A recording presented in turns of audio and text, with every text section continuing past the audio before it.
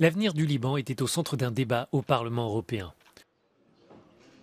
Opposants, magistrats, responsables politiques européens étaient présents à Bruxelles. Le constat des participants est sans appel.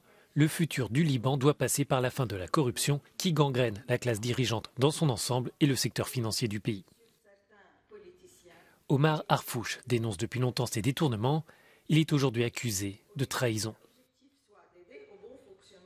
Je suis poursuivi par le tribunal militaire libanais, alors que je suis civil, je ne suis pas militaire, pour des faits qui sont très anciens, qui remontent à 2004, qui disent que j'ai été en compagnie de journalistes étrangers, dont une qui portait la nationalité américaine, mais aussi israélienne. Et les citoyens libanais n'ont pas le droit d'être en présence de quelqu'un qui porte la nationalité israélienne.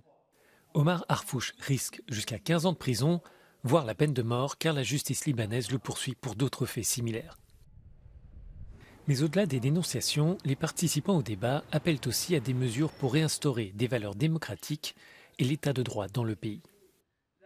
Il faudrait changer l'organisation de ce pays en limitant évidemment le côté confessionnel. Il faudrait une république qui soit laïque, mais ça c'est des grosses modifications de structure. Pour l'instant, ce qu'il faut commencer, c'est couper les têtes des gens qui sont à la tête des banques et des organismes.